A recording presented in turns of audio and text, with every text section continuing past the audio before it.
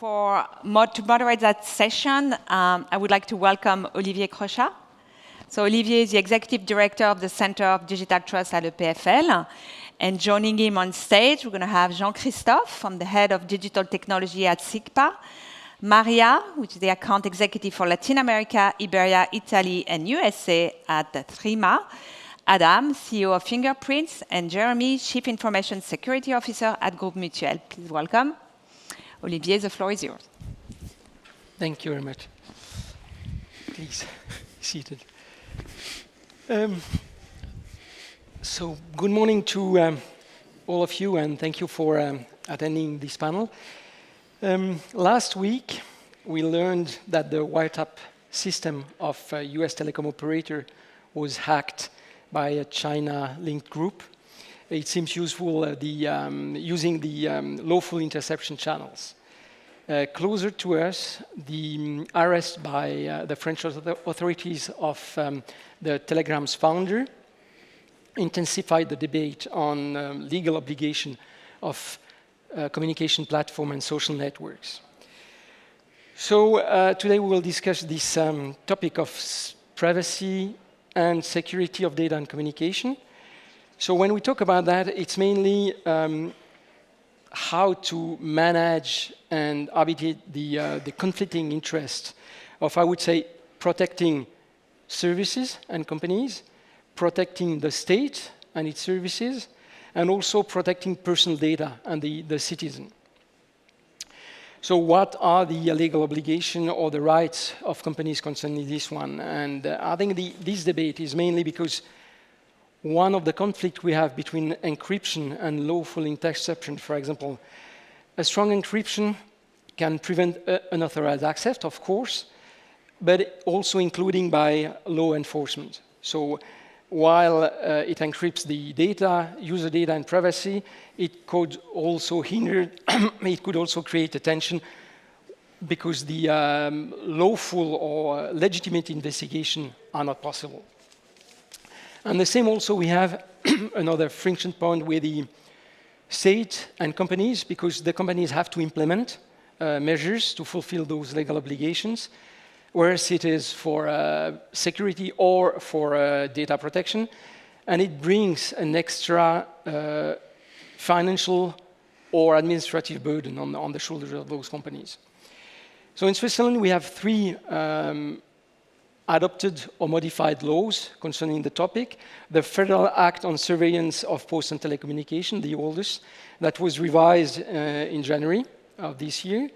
The new Federal Act on Data Protection from September 2023, stating that the data processing should be lawful, transparent, and proportionate, and also introducing the principle of privacy by design and privacy by default. And then we have the Information Security Act, the newest one from also January 2024, with the obligation to report on cyber incident. And I think what was different or new with this new implementation, it's that it's broadening the number of companies or entities that have to report, putting this extra burden there. So state intervention in digital platform can take various forms, of course, but it's mainly aiming at regulating content, ensuring security and data privacy, and maintaining this national security. So how does this impact companies? Is it an incentive to improve your services, or is it more an unnecessary burden on your shoulders? Let's get started with our esteemed panelists. To launch the discussion, I will ask you to briefly present yourself and how, in 3 to 4 minutes, and the challenge you see there. And I will start with you, Jean-Christophe, sorry. You know, it's privacy, so I don't know if I should answer. And change the name. Jean-Philippe is name for the one. So thanks for having me here. Thanks for being with such a panel and within Trust Valley and in that fantastic place, which is EPFL. So I'm Jean-Christophe Macuche. I'm in charge of the digital research and innovation within SICPA. So SICPA, I mean, we are a 97 years old company working in authentication and identification. So we start by the banknotes, and this is the perfect privacy, right? You have no personal information on the banknote, which allow you to do something.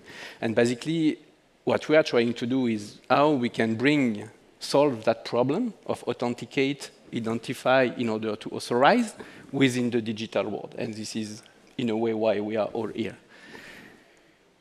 What will be the key when we speak about privacy? The key, and Mr. Ambassador just mentioned several times before, is trust. Without trust, you will trust me if I give you a note, but you are trusting me in a way. And this is exactly the same problem with the privacy. Full privacy is about secrecy, right? It means nothing. I share nothing.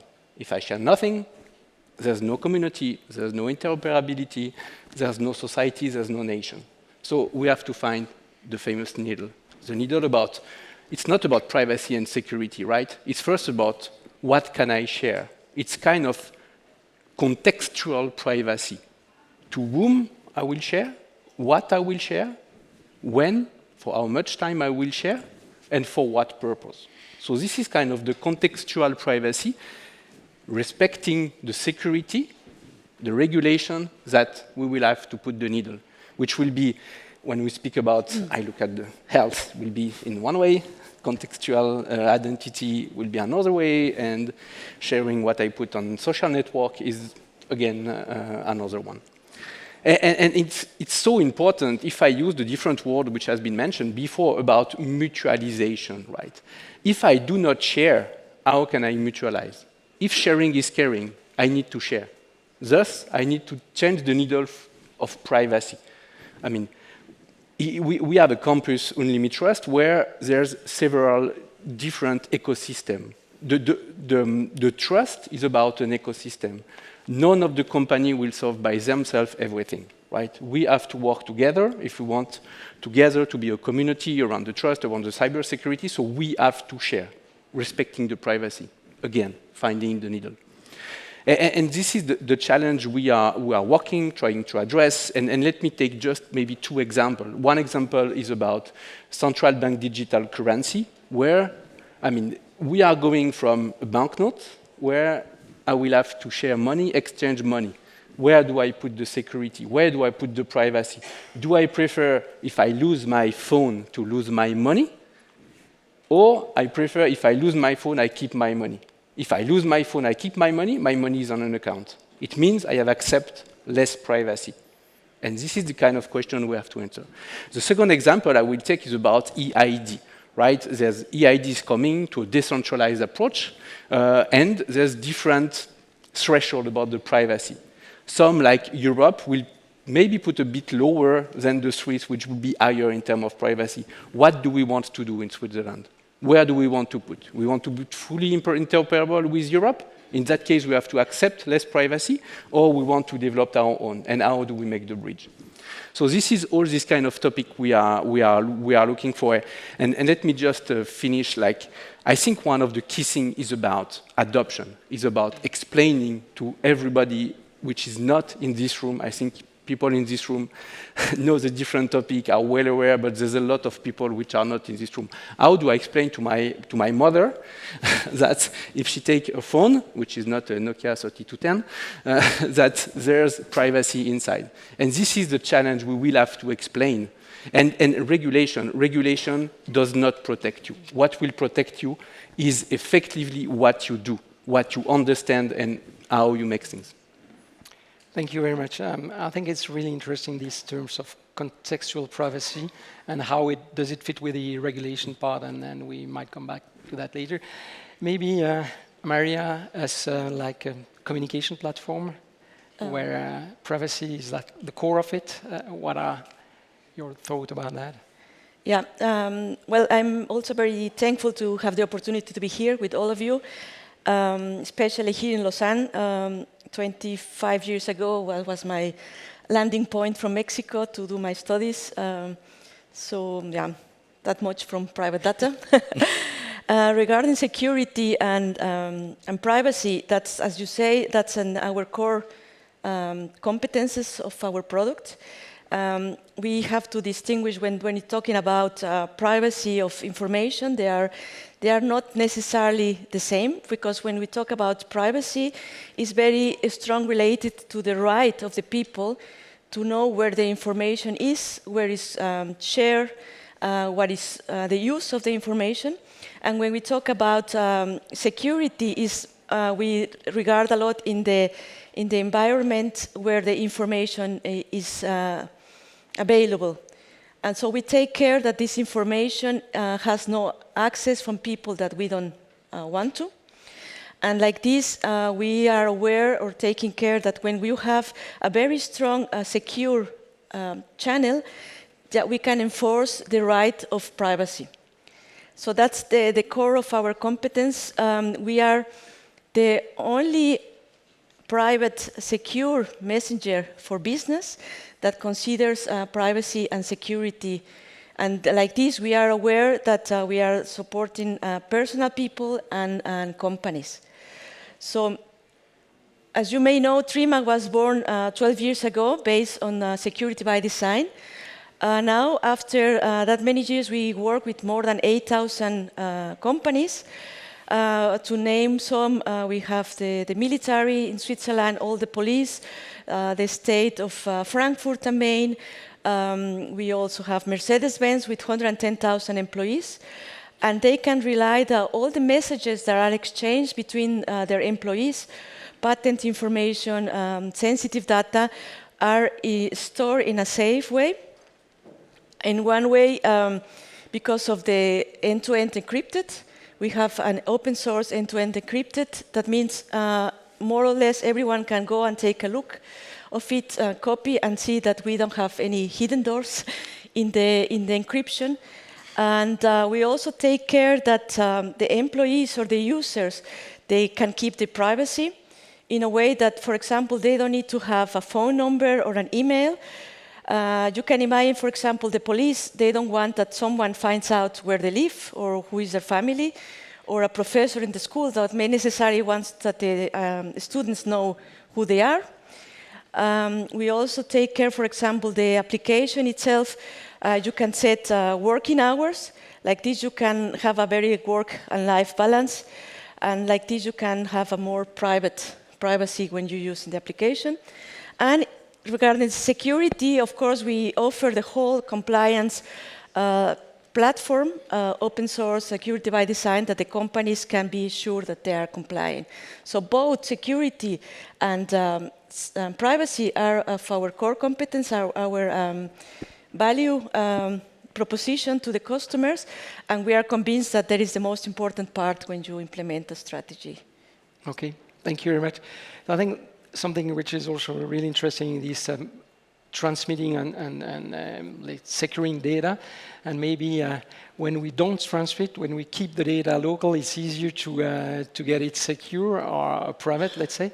So, Adam, maybe what are your thoughts on this? Sure, I'm happy to. So, Adam Philpott, CEO of Fingerprints. We're an identity business in biometrics. My background is in cybersecurity over the last 15 years for companies like McAfee, Trellix, and Cisco Systems. And so there's kind of three things I think about here. One is risk, one is trust, and one is identity. And so as I think about risk, cybersecurity is all about risk. But so is business. Business is all about risk. If I don't take risk, I don't grow. So cybersecurity, in my opinion, is an enabler. It should enable a company to pursue the risks, but to mitigate them to the highest possible degree as they exist in the cyber domain. But part of that is then also about how we use cybersecurity to meet the regulatory bar that is set for us in the various communities that we serve. So good cybersecurity has to be an enabler as well. As we heard earlier, you can dial up security where you end up doing nothing and you'll be super secure, but you won't achieve anything. So it's about finding that balance and that equilibrium between what we're looking to do and some of the risks and threats that we see out in the market. So that's how I think about risk and the parallel between business, economic, and cybersecurity. The second piece is on trust. We've heard trust mentioned a lot of times today. And I think as you look at the paramount cybersecurity framework today, we used to have this notion called trust but verify, we let people in and we make sure we spot check every now and again to ensure that they are who they say they are. Because of the scale of digitization, we can no longer do that. So the paramount cybersecurity framework today is zero trust, where I don't trust anything, never trust, always verify is another way of framing that up. So the way that we architect our technical systems is to ensure that every time we see something, we try and ascertain identity. Every time we transmit anything, we seek to encrypt, whether that is in motion or at rest, to the highest possible degree within the outcomes we're seeking to achieve. So trust, that movement to zero trust, I think is really important, particularly as we then try and marry that up with humankind. Imagine living a life where you trust nobody. That would be pretty horrible, wouldn't it? And so we're trying to bring these two worlds together, and that's what brings us then to the third pillar I talked about, which was identity. So I talked about risk, I talked about trust. The third pillar is about identity. What we're trying to do as an organization is make it easier and more secure to ascertain the identity of an individual. Today we don't do that. We have a password, this framework of something I know, something I have, something I am. Too much dependent on something I know. Something I know can be easily forgotten, it can be shared, and it can be very easily breached, particularly with AI capability today. Passwords are pretty poor because we have so many. So I think there's an opportunity for us to dial up both the user experience and the security that we gain through biometric security, for example. But the other thing I think about with identity is how we marry real-world accountability with digital accountability. In the real world, of course, there are fraudsters who purport to be something they're not, but that is far more commonplace and at a much greater scale in the digital world. So I think there's an opportunity to level that up using identity as a mechanism to do so and ensure much stronger accountability and reinforce trust in the digital domain. Thank you very much. There is something you said that made me grin a bit, the part of the risk and entrepreneurial risk. When we talk about sensitive health information, our information, I'm not that much comfortable that companies are taking risks with it. So maybe, Jeremy, you can tell us a bit about I can argue a bit regarding this. So for my part, I'm Jeremy. I'm the CISO of Groupe Mutuel, in charge of the activities regarding governance, risk, and compliance. I have some technical background also, international and other industry background, interesting things. From my point of view, the first question you ask is, does the regulation help us? From a health insurance company, definitely.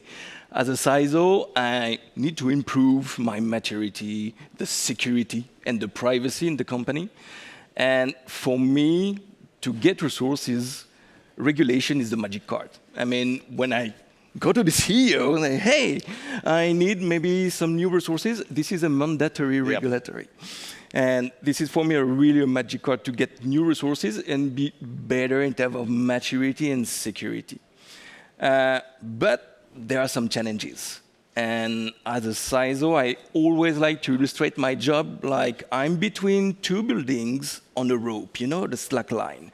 And I need to cross. The goal is to reach the other point to support the business.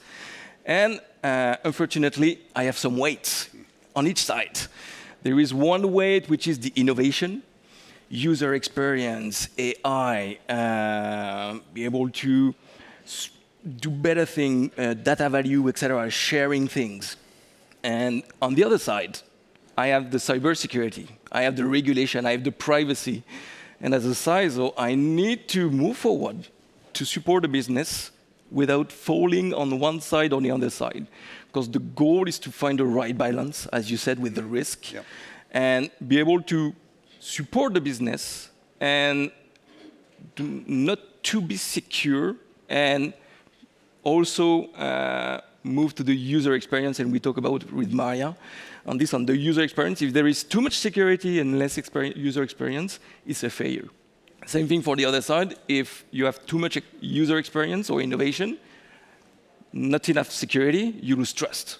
And at the end, it's not a win-win, it's a loss-loss. So that's my view. Thank you very much. Time is flying, and we're quite on a tight schedule, but maybe I have a question on the two solution provider or international, 3 even. We have a local player, also 2 local players.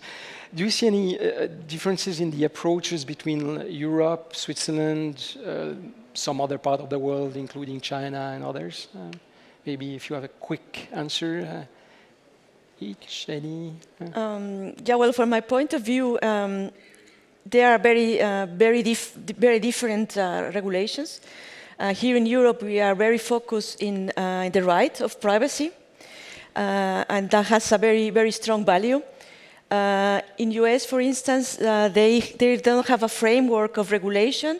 They have a kind of patchwork, very specific regulations with HIPAA, or that there doesn't make the things very easy. So from my point of view in sales, when I have a customer, a global customer, and they want to implement a tool globally, it's getting to a problem because they may comply in Europe, but they not comply in US. So there's making a very difficult bridge to overcover. Just to add to that, you called out, Olivier, 3 constituents in your opening. You talked about the citizen, you talked about the organization, and you talked about the state. And interestingly, those examples of Europe, the US, and China, I'm guessing it was a loaded question, tie very clearly to that. Europe very much citizen-centric, US very much about economic growth and empowering entrepreneurialism, and therefore about empowering the organization, and very state-based as well, so super fragmented from a state-based perspective. And then, of course, China, the state is paramount. And so I think you can think of those 3 as very different approaches. Thank you very much. And if I may, I mean, thinking about the regulation help is not even helping, it's mandatory. You need a regulation, but it does not protect you. No, effectively, the regulation does not protect you. It is mandatory to be here. What will protect you is the way you will architect your solution, the way you will develop your solution, and the way you will operate your solution. Coming back to all this, I think it's really important. Regulation is mandatory, but does not protect you. If I could add to that, because regulation comes after the fact. We can't regulate technology that hasn't yet come into existence, and therefore it naturally lags. But it also sets the lowest bar, which it should do. Otherwise, some organizations won't hurdle it. But I think for me, it provides a safety net rather than absolute security. And where it's interesting, like Europe is regulating differently from US, right? Europe will more be proactive in a regulation, where US will first let it go and see where are the up and down and trying to protect the down. So this is also how you deal with innovation, how you regulate the innovation. When you start to regulate is also will really help you or prevent you depending on when you start to do regulation and how you do regulation. I think it's as you mentioned, also regulation is a starting point, but it also helps because it sets the rules for everybody to play with. So I think it's... I mean, there's no border, right? Yeah. I mean, you have US citizen or you have European citizen everywhere, or any company international have footprint everywhere in the world. So where it starts, where it stops. And it means that it's not a question, it's not US versus Europe or whatever, it's how together we interoperate. And coming back to privacy, what is the privacy in all of that? Where do you put the contextual privacy? Are you in Europe? Are you in US? And how you make this bridge? Mm-hmm. Thank you. So regulation first, and then you have to implement. How do you educate us, in the health sector, your partners on the importance of data, privacy, and security? Partners could be the suppliers, but also the customers. First, for the partners, I would say before it was kind of education. Okay, we were kind of gentle, saying, okay, we will sign an NDA, a contractual agreement, we will help you to improve your thing. Now, also with the regulation and the landscape of the new threats, supply chain attack, etc., we need to muscle up a bit our game in this. So I think there is a transition between education to there is no education anymore. This is green light or red light. I mean, and we see it, for example, at Groupe Mutuel, we move to just a simple agreement to now, okay, third-party risk management. And you say you transmit information, etc. The trust is like, okay, I have a client that gave me health information, for example, credit card information with your PIN. You give it to me, and then I need to give it to the partner. Do I trust this partner? It needs to give me confidence that you have the sufficient security level, maturity to have this data in his hand and be able to process it. And my view is really we move to education, to no negotiation at all. You have to have this sufficient maturity, this confidence to work with me and play in the same division, I would say. Thank you very much. And I think we'll stop here. So thank you very much for having joined us on stage and sharing your experience.